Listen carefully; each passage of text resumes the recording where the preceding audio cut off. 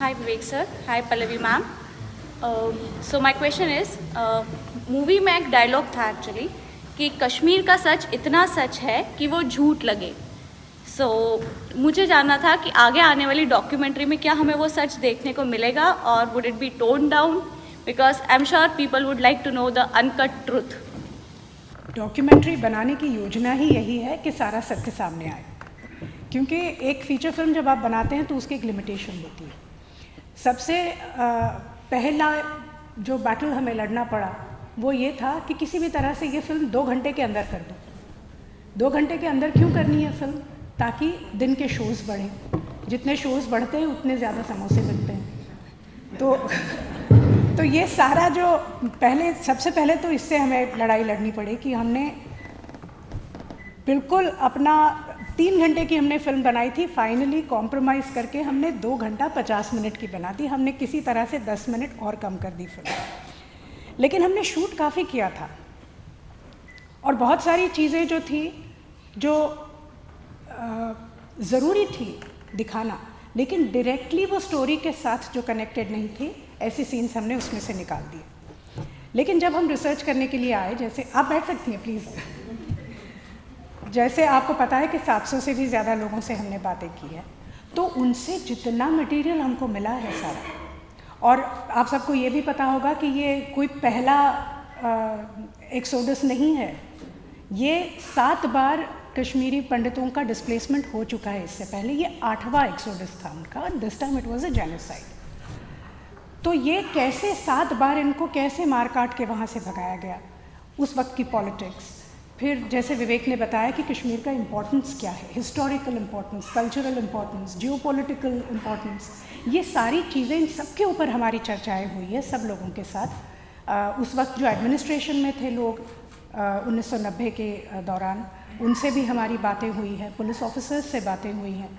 तो ये बहुत सारी चीज़ें हैं, and because we have so much material and so much data on Kashmir, इसीलिए इट्स इम्पेरेटिव कि ये सारा सत्य लोगों के सामने आए. तो इसीलिए ये डॉक्यू सीरीज़ प्लान की गई है. और फिल्म में तो एक फिक्शन के हिसाब से हमने कैरेक्टर्स रखे थे इसमें, क्योंकि जो लोग मारे गए हैं उनका we wanted to be a little sensitive about it, तो इसलिए उनके नाम हमने इसमें नहीं यूज़ किए. हमने फिक्टिशियस नाम दिए हैं कैरेक्टर्स को, लेकिन जो इंसिडेंट्स है वो सारे रियल है. लेकिन इसमें जो हैं वो जो विक्टिम्स और उनकी फैमिलीज है वो खुद सामने आके बात कर रहे हैं सबसे.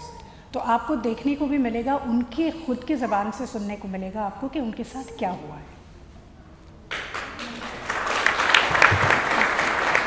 हम सब लोगों ने वो दर्द महसूस किया है जो उस वक्त उन लोगों के साथ हो रहे हैं. लेकिन आप लोगों ने जब उतने सारे लोगों से बातें की, उनसे ये सब महसूस किया, ये सब सुना, how has that experience changed your life and your perceptions towards humanity and radicalization as such, right? अगर मैं ये कहूँ that nothing changed for us, I will be lying, because वो जो इंटरव्यूज लेने के लिए हम आए थे, आई थिंक जो पल्लवी और विवेक यहाँ पहुँचे थे नवंबर 2019 में, लौट के गए वो 2 अलग लोग थे.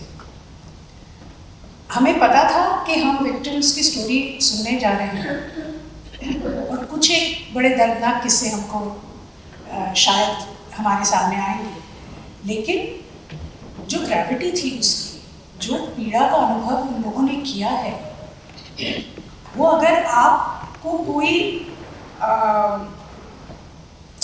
कोई कहानी बना के अगर सुनाने लगा अपनी आप भी, तो वो एक बहुत भयंकर एक्सपीरियंस होता है.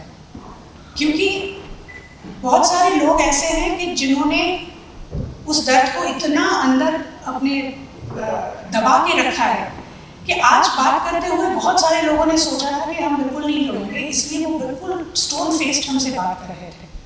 और हम ऐसे आघात एक के बाद एक हो रहे थे हमारे ऊपर, and suddenly in the middle of the conversation they would break up. और जब टिपिकली ऐसे हमने जो किस्से सुने, जो कहानियाँ सुनी उनकी, तो एक समय ऐसा आ गया था कि ह्यूमैनिटी जो है उससे विश्वास ही उठ गया था कि कैसे हम लोग बीइंग्स हैं, सारे इंसान हैं। और मैं तो ये भी नहीं कह सकती कि हम लोग जानवर बन चुके हैं, क्योंकि जानवर भी बहुत अच्छा बिहेव करते हैं, हमारे घर पे रखते हैं हम जानवर, वो भी हमसे कितना प्यार करते हैं। तो ये वैश्वीकरण कहाँ से आता है हमारे अंदर?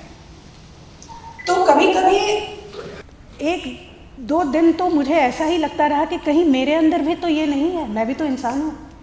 कल को अगर मेरे अंदर ये वैश्यपन आ गया तो मैं कैसे कंट्रोल करूँगी अपने आप को? और बहुत एक अलग ही साइकोलॉजिकल दिशा में हम लोग चले गए थे।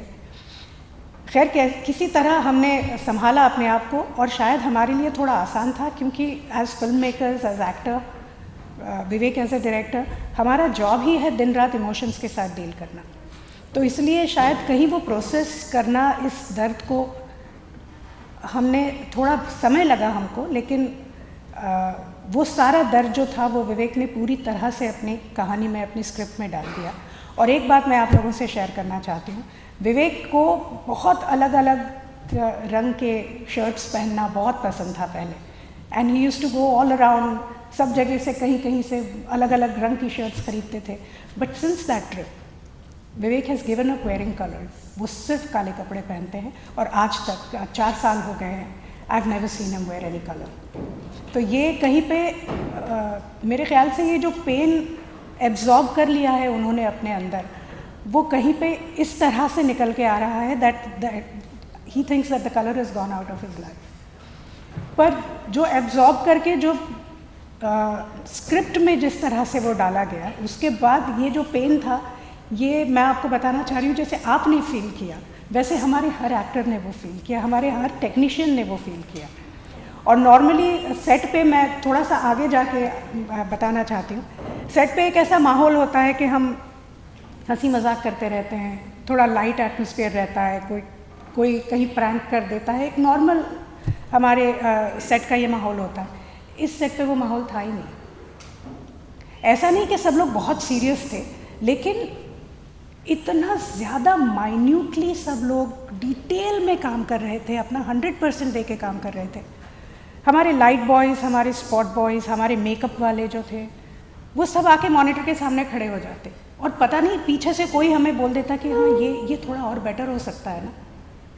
मतलब सबके सजेशंस आ रहे थे, सब खुद अपना काम खुद देख रहे थे। हमारा मेकअप डिपार्टमेंट इतना ज़्यादा उन्होंने अच्छा काम किया है इसमें, स्पेशली वो जो कैंप के सीन्स थे, वहाँ सबका वो जो जिस तरह से टैन होने लगे थे, वो उनके होंठ फटने लगे थे, एक एक चीज़ वो माइन्यूटली रिहर्सल्स ऑब्जर्व कर करके सब ने इतना 100% इसमें कंट्रीब्यूट किया। तो मेरे ख्याल से ये जो पेन है, ये कभी कभी आपको एक बहुत क्रिएटिव हाई भी दे सकता है, and I think that is exactly what happened with us.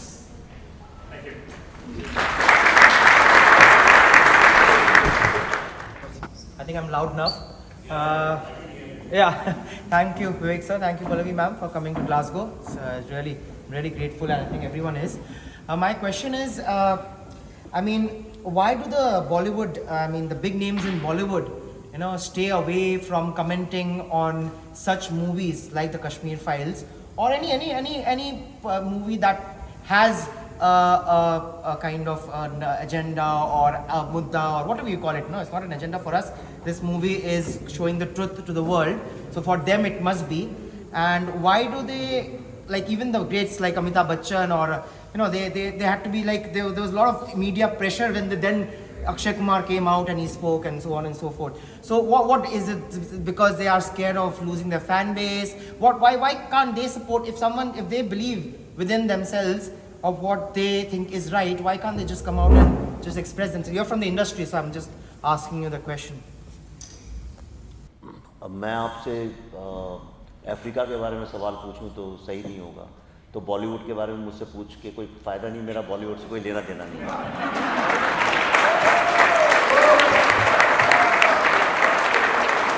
लेकिन एक अच्छी बात तो मैं बता देता हूँ, पहले क्या करते थे मुझे पता नहीं, अब तो जिसकी भी फिल्म आ रही है वो जगह जगह मंदिरों में शिवलिंग के सामने सर टेक रहे हैं।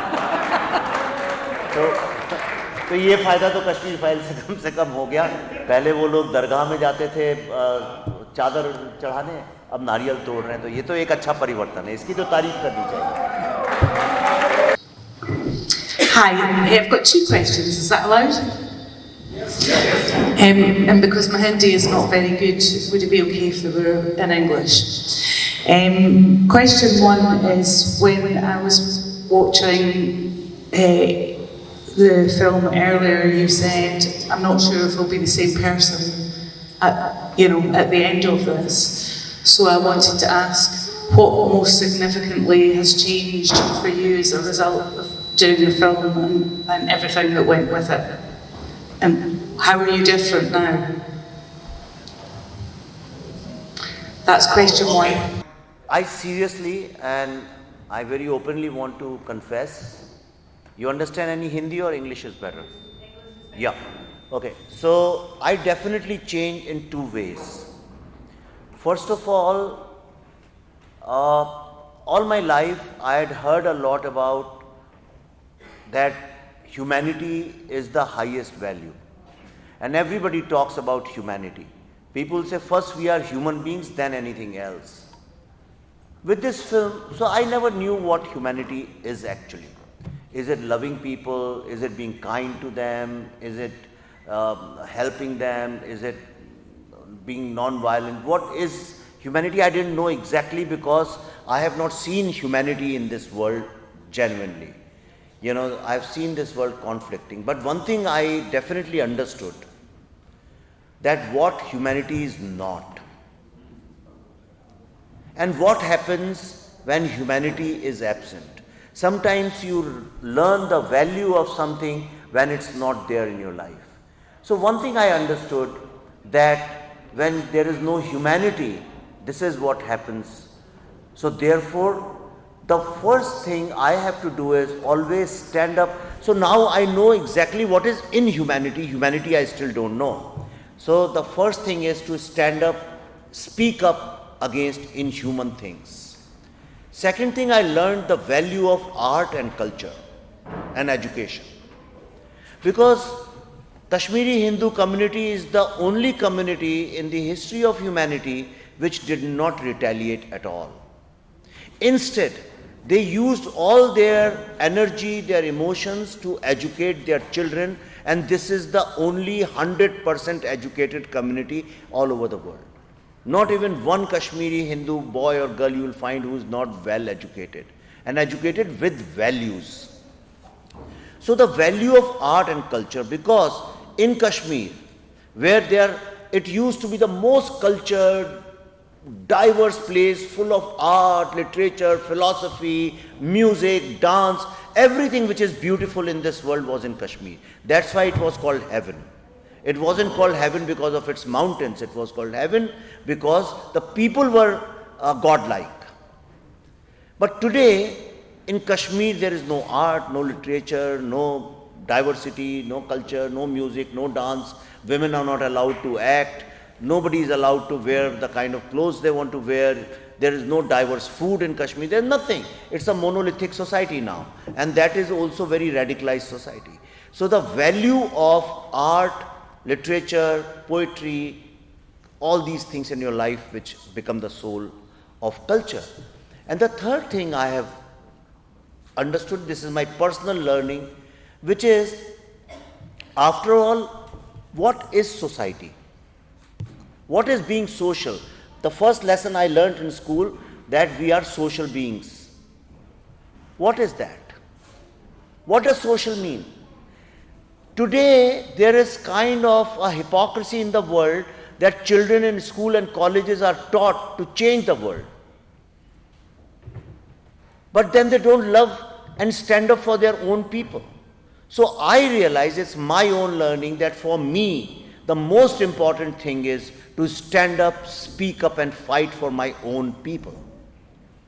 Because if I fail to fight for my own people, how am I going to fight for anybody else? So the first step for me is that if injustice is done to you, then I should stand up for that.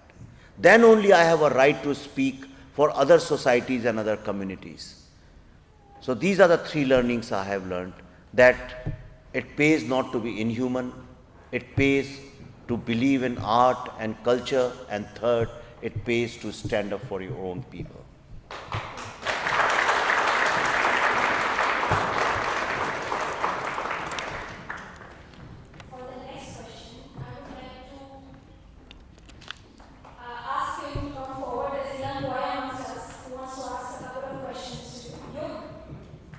Wow!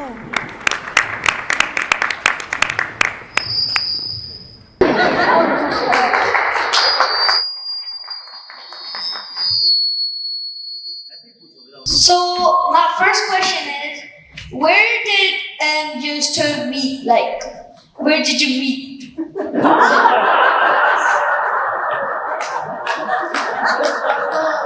What's the second question? And the second question is, who wrote Kashmir Files? And if they did, what inspired you to write like the script of Kashmir Files? So she will answer the first question, I'll answer the second question.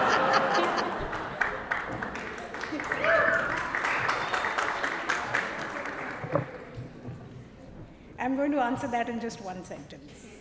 Okay? It may sound unbelievable, but we met at a rock concert. Okay, so, and the Kashmir Files, of course, there is my name in the screen written by me, but actually that story was not written by me. That story was written by bad people. You know, so I just listened to the story of those bad people, what they did to good people, and I just put it on screen. So that's why my name is there.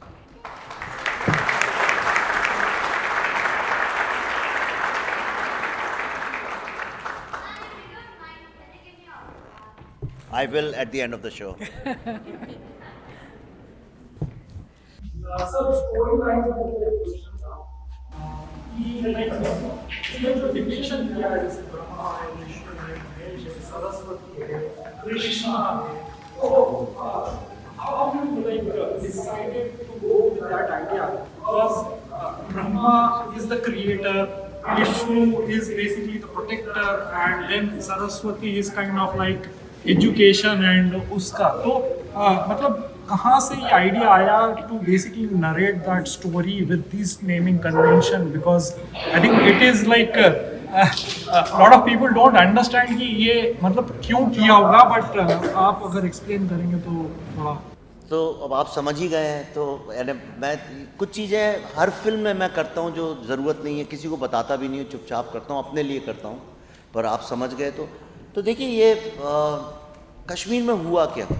Kashmir में जब ये genocide हो रहा था, और अभी भी भारत के कुछ हिस्सों में चालू है, जो आज नहीं 30 साल बाद कोई और विवेक अग्निहोत्री उस पर फिल्म बनाएगा और हम लोग फिर से बोलेंगे ओ माय गॉड ये हुआ और हमें पता नहीं चला। तो उस वक्त जो भी लोग थे, everybody failed at that time. और आप अगर पूरी महाभारत भी देखें तो महाभारत में जो धर्म संकट क्या है, धर्म संकट ये है कि हर कोई अपने अपने धर्म पे चल तो रहा है, लेकिन वो जो अलग अलग धर्म के रास्ते, कोई राज धर्म निभा रहा है, कोई दूसरा धर्म निभा रहा है, पर वो सारे रास्ते जो हैं, जो मेन धर्म कलेक्टिव धर्म है सोसाइटी का, उसमें सब फेल होते जा रहे हैं। यहाँ भी यही था कि ब्रह्मा विष्णु महेश तीनों वहाँ पे हैं, पर वो कुछ कर नहीं पा रहे। ऐसे में एक लड़का है जो पहले अर्जुन है, खुद ही अर्जुन है वो पूरी फिल्म में अगर आप देखें तो, और फिर वो खुद ही कृष्णा बनता है। ये फिल्म के सिनेमैटिक एक नुआंस्ड है, लेकिन मेरा ऐसा मानना है कि जब भी संकट आता है तो कृष्ण को अगर आप आंख बंद करके, कृष्ण यानी कोई व्यक्ति की तरह से नहीं या कोई देवता की तरह नहीं, पर कृष्ण की जो टीचिंग है, कृष्ण ने जो बात बोली है, अगर उसको किसी भी जीवन के संकट में अगर उस पर विचार किया जाए तो मेरे जीवन में तो ऐसा हुआ है कि वो संकट अपने आप खत्म हो जाता है। इसीलिए मैंने कृष्णा को सबसे ऊपर रखा। और एक चीज़ और मैंने जो सिंबॉलिकली की है वो उसमें यह है कि शिव और सरस्वती ये भारतीय सिविलाइजेशन के दो बहुत इंपॉर्टेंट पिलर्स हैं, जिनको इतना महत्व नहीं मिला जो मिलना चाहिए कायदे से देखा जाए तो। क्योंकि शिव का एक ऐश्वर्य, एक ईश्वर की तरह रूप है, लेकिन शिव जो है वो एक फिलॉसफी है अपने आप में, दर्शन है जीवन का। और वो दर्शन ये है कि हम सब कुछ इस विश्व में जो भी है वो एक है, वननेस है, और हमें जो अलग अलग दिख रहा है वो माया है। ये है शैविज्म। लेकिन धीरे धीरे आज उसको सब भूल गए, किसी को ध्यान नहीं, किसी को मतलब भी नहीं है उससे, और हमने खुद उस शिव को ख़त्म कर दिया है। तो वो लास्ट में जो बच्चा आपने देखा है जिसके चेहरे पे क्लोज है, वो मेरे दिमाग में वही है कि वो शिव मृत पड़ा है। हम शिव शिव बोल रहे हैं लेकिन वो शिव है नहीं। और दूसरा था सरस्वती का, शारदा जो है। आप देखिए कि भारत में मूलतः, अपने माँ बाप से पूछिएगा, आज से 60-70 साल पहले तक हर घर में सरस्वती की एक मूर्ति अवश्य होती थी।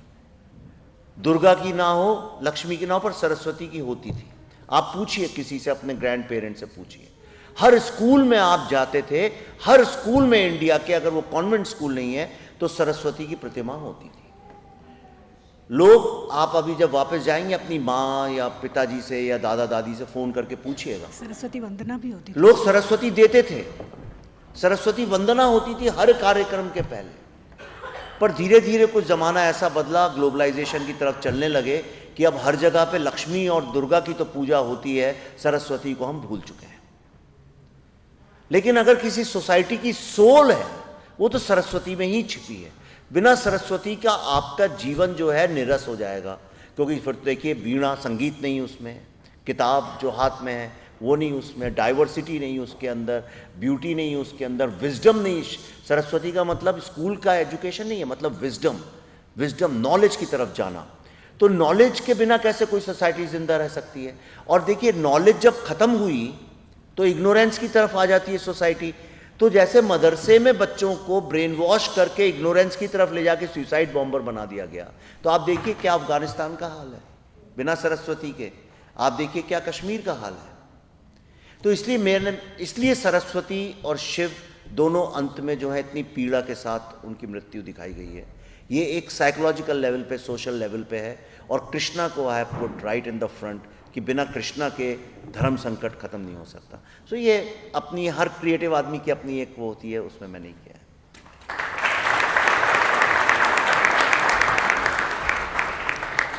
My name is Rajneesh Singh, and thank you. My name is Rajneesh Singh, and thank you Vivek and Pallavi for visiting Scotland. I think one of the things which you mentioned that why do we come to hear the filmmakers? We don't consider you as this ordinary filmmaker. We consider you a filmmaker who is ready to basically say something which all the middle class wanted to hear through your task and file. When we were growing up, we were always asking Shastri ji, ka death kaise hu? It's a mystery. And similarly for Kashmir Files, you have come up with something which, as a non-Kashmiri, we are always very curious कि क्या हुआ था कि लोग अपना घर छोड़े, and Kashmiri Pandits were always eager to say, wanted to say, but they were not able to say. So everything was basically, what you can say is whitewashed by all other filmmakers. So that's the reason which we are here to, which we are here to hear you out, not as an ordinary filmmaker. But my question is about this contemporary, the current thing which is going on in the last 6 months. If you see in Kashmir, there is now again a targeted killings that has started. So in your view, what do you think? Is it the start of the new phase of terrorism post 370 abrogation, or is it the terrorism is almost at the dying stage and we just need to, the government needs to stand firm? It's your view, miss. I'm not looking for a solution here, but your view will be appreciated. Thank you. ये बहुत अच्छा, ये आखिरी सवाल है, ठीक है। तो नहीं, इसलिए क्योंकि ये सवाल बहुत सीरियस है, बहुत गंभीर है, और इसको मैं 2-4 मिनट लगेंगे समझाने में, पर इसको आप गंभीरता से समझें। और अगर आपको समझ में आए तो आपसे हाथ जोड़ के प्रार्थना है कि इसको आप जिसको भी जानते हैं उसको अपनी भाषा में अपने तरीके से समझाएं, चाहे व्हाट्सएप पे, चाहे सोशल मीडिया में, कहीं भी। भारत के ऊपर एक बहुत बड़ा खतरा मंडरा रहा है, और वो खतरा इसलिए है कि एक इतना बड़ा बोल्ड डिसीजन लिया गया जिसकी कल्पना करना मुश्किल है। हम लोग उसमें उलझे हुए हैं उसमें, इसलिए हमें उसका पता है। वो था आर्टिकल 370 का एब्रोगेशन। वो इतनी जटिल समस्या थी, इतना बड़ा प्रॉब्लम था जिसकी कल्पना करना मुश्किल है। कश्मीर आपके हाथ में रहता ही नहीं। अब उसके बाद सारा पावर गेम शिफ्ट हो गया। ये जो international terror organisations, Pakistani terror organisations और कश्मीर में जो टेरर ऑर्गेनाइजेशंस, एक उनका पूरा का पूरा ग्रुप है। इन ग्रुप्स को फाइनेंशियल और पॉलिटिकल सपोर्ट मिलता था ये अब्दुल्ला, मुफ्ती और ये जो जितने भी लोग हैं, इसमें कोई शक नहीं है, JKLF और इन सब लोगों से, ये एक पूरा समूह था। उसके बाद कांग्रेस की जो पॉलिसी रही पूरी की पूरी, नेहरू जी से स्टार्ट करके राजीव गांधी तक, इवन मनमोहन सिंह के वक्त तक भी, वो ये थी कि कश्मीर में हमारे दोस्त लोग हैं इसलिए हम उनसे कुछ बोल नहीं सकते। और कश्मीर की पॉलिटिक्स पे जो मुस्लिम वोट बैंक था इंडिया का, वो डिपेंड करता था। तो यहाँ का जो ये 18 करोड़ वोट्स जो हैं, वो हासिल करने के चक्कर में कश्मीर में हम लोग आग लगाते रहे और हम उन्हें आइडियोलॉजिकल सपोर्ट देते रहे। तीसरी तरफ से ये था कि जो रेड टेररिज्म है, मतलब जो कम्युनिस्ट टेररिज्म है, जो कि चाइना स्पॉन्सर्ड इंडिया के अंदर है, पहले रशिया था, अब रशिया इन्वॉल्व नहीं है, अब चाइना की तरफ से, जिसको नक्सल मूवमेंट बोलते हैं। मेरी किताब भी अर्बन नक्सल्स, अगर आप पढ़ें तो आपको समझ में आएगा। तो एक तरह का इंडिया में इस्लामिक और कम्युनिस्ट कॉरिडोर सा बन गया, एक नेक्सस बन गया, जिसको जो पार्टी सेंटर में थी कांग्रेस, वो fully ideological, financial, organisational support देने लगी। आर्टिकल 370 के नाम पे ये सब चल रहा था। आर्टिकल 370 हटने के बाद 3 और बहुत बड़ी चीजें हुई, जो हर चीज पब्लिक में आना आवश्यक नहीं है और आनी भी नहीं चाहिए, पर आपने पूछा तो मैं आपको बहुत सुपरफिशियली बता देता हूँ। नंबर 1, वहाँ का प्रॉब्लम ये था कि जो 1990 के बाद जो बच्चे जन्मे हैं कश्मीर में, जो कश्मीरी मुस्लिम बच्चे, उनको इस बात का आइडिया ही नहीं है कि उनके अलावा क्या और कोई फेथ होता है, उनका इंटरेक्शन ही नहीं किसी के साथ। तो एब्रोगेशन के बाद चूंकि लॉ चेंज हो गया, तो बाकी भारत के लोग जो थे, बिहार से, राजस्थान से, तमिलनाडु से, इधर उधर से, उनको गवर्नमेंट पोस्ट करने लगी, क्योंकि अब वो सेंटर के हाथ में आ गया था, पहले अलाउड नहीं था, तो वहाँ कोई जाता ही नहीं था, वही लोग अपना पूरा समाज चलाते थे। तो जब वहाँ पे ये लोग जाने लगे वहाँ पे, तो धीरे धीरे आपने देखा होगा पिछले कुछ वक्त से कश्मीर का माहौल बदल रहा था। कई लोग कहते हैं कि कश्मीरी पंडित लोग देखो उनका भी ये हुआ, लेकिन आप ये भी तो देखिए वो प्रोटेस्ट कहाँ कर रहे थे। वो लोग लाल चौक पे प्रोटेस्ट कर रहे थे। वो लाल चौक हम शूटिंग करने गए थे, हमें अलाउड नहीं था वहाँ जाना। वो लाल चौक में आप भी नहीं जाएंगे, कोई आपको हाथ पकड़ के भी ले जाए आर्मी वाला, आपको भी डर लगेगा। वहाँ बैठ के प्रोटेस्ट कर रहे थे वो लोग। इसका मतलब माहौल बदला। 15 अगस्त 26 जनवरी को भारत के झंडे लहरा रहे थे। स्कूलों में धीरे धीरे सरस्वती वंदना फिर से चालू हो गई थी। बहुत सारी ऐसी चीज़ें जो कि अगर आपको समाज को आप लॉ और बंदूकों से नहीं चेंज कर सकते हैं, आपको कल्चरल इन्फ्यूजन भी करना पड़ेगा। ये सारा कल्चरल इन्फ्यूजन इस साल कश्मीर के इतिहास में सबसे ज़्यादा टूरिस्ट कश्मीर गए, या तो आप सबने पढ़ा होगा। मतलब, और ज़्यादा मतलब ये नहीं कि पहले 1 लाख जाते थे, इस बार 1,10,000 चले गए। मल्टीपल नंबर्स में ज़्यादा गए, मतलब 1 लाख जाते थे तो 3-4 लाख, ऐसा कुछ फिगर है वो। हाँ, इतने गए। और दूसरी तरफ क्या हुआ कि कश्मीर आप कभी जाएं, जो आप में से कोई कश्मीर गया है? मैं गई हूँ। तो आप वहाँ पे टैक्सी में बैठते ही साथ उससे ये पूछिए कि भाई ये कश्मीर का जो प्रॉब्लम है, ये प्रॉब्लम है क्यों? आपको कोई भी गरीब आदमी शिकारा चलाता हुआ, टैक्सी चलाता हुआ, रेस्टोरेंट में काम करता है, एक ही जवाब कहेगा, ये मुफ्ती और अब्दुल्ला के कारण है, जिनने अरबों रुपए की कोठियाँ बना के अपना ऐश करते हैं। और ये सत्य है, इतना पैसा इन लोगों ने बनाया। तो इन सब का पावर बैलेंस शिफ्ट होने लगा। कश्मीर के जो लोग थे उनको चूंकि अब सेंट्रल गवर्नमेंट थी तो जॉब्स मिलने लगे, और जब उनको जॉब्स मिलने लगे तो यंग लड़के लड़कियां कूद पड़े उसके ऊपर। देखिए, अल्टीमेटली रिलीजन एक तरफ रह जाता है, अल्टीमेटली जिंदगी रोजी रोटी से चलती है, नौकरी से चलती है। जब नौकरियां पहले थी नहीं, अब मिलने लगी, तो लोग उसमें चले गए। बाकी जो इंफ्रास्ट्रक्चर है, वहाँ की मेन इंडस्ट्री है टूरिज्म, तो टूरिज्म वालों को इतने टूरिस्ट आए कि वो उसमें मशगूल हो गए। तो उनको भारत के साथ जो पहले प्रॉब्लम था वो खत्म हो गया। जो यंग लड़के लड़कियां थे उनका जो प्रॉब्लम था जॉब का, वो धीरे धीरे खत्म होने लगा। फिर पढ़ाई लिखाई को लेकर जो प्रॉब्लम था, तो इतने सारे जो कश्मीर के लड़के लड़कियां वो पढ़ने इधर आने लगे। तो ये जो नई जनरेशन धीरे धीरे भारत के साथ मिलने लगी, इसने पूरा ISI का और ये अब्दुल्लाज और मुफ्तीज का, कांग्रेस का, कम्युनिस्ट का, इन सब का पूरा फाउंडेशन, पॉलिटिकल फाउंडेशन हिला के रख दिया। अब क्या किया जाए? तो स्ट्रेटेजिकली उन्होंने क्या किया कि जो लोकल लोग हैं, ये पाकिस्तानी कल जो डेथ मर्डर हुआ, आप देखिए उसका वीडियो देखा आपने, वो तो तमंचा लेके मार रहा है, तो वो टेररिस्ट नहीं है। टेररिस्ट जो ऑर्गेनाइज हो तो AK-47 से मारते हैं, और वो तो मुंह ढक के अलग तरीके से आते हैं। ये तो एक लुक्खा सा लड़का गया, उसने ऐसे मार के भागा, और अगर वो मार के भागा तो उसने देखा भी नहीं कि वो बंदा कहाँ है, वो सीधा आया और उसने उसको मारा, वहां कोई था नहीं। इसका मतलब कुछ लोगों ने बताया होगा उसको एग्जैक्टली कहाँ क्या करना है।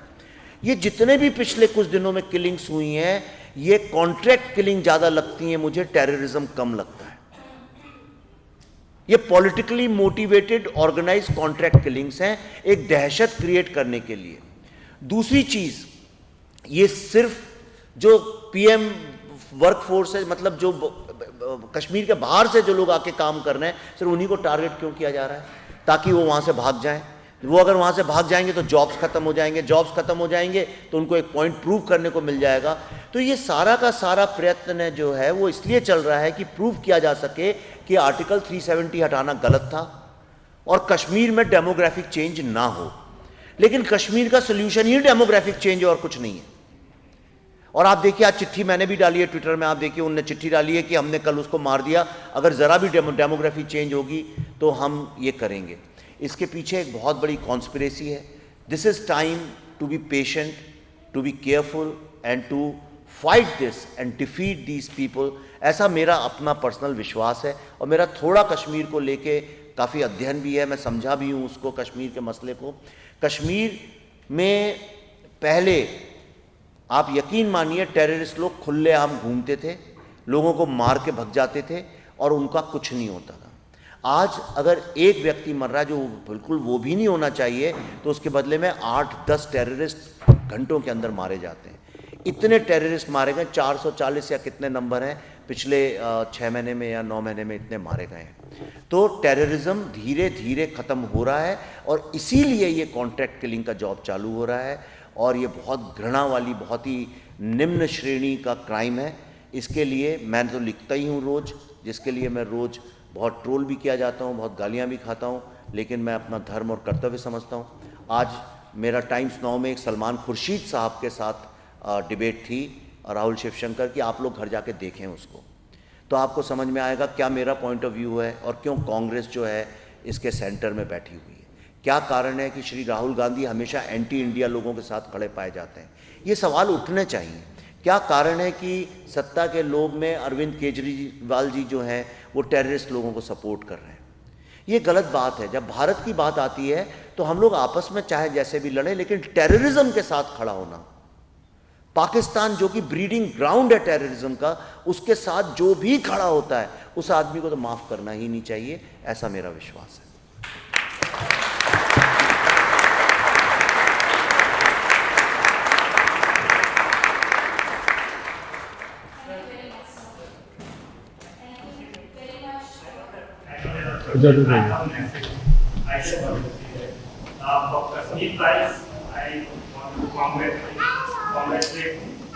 People of India, not to you. I just wanted to say thank you to you just because you have made that movie. And people of India, Bharat के लोगों को मैं धन्यवाद इसलिए देना चाहूँगा क्योंकि उन्होंने इंडिया में ऐसा माहौल बनाया जिससे कि ये पिक्चर आ पाई।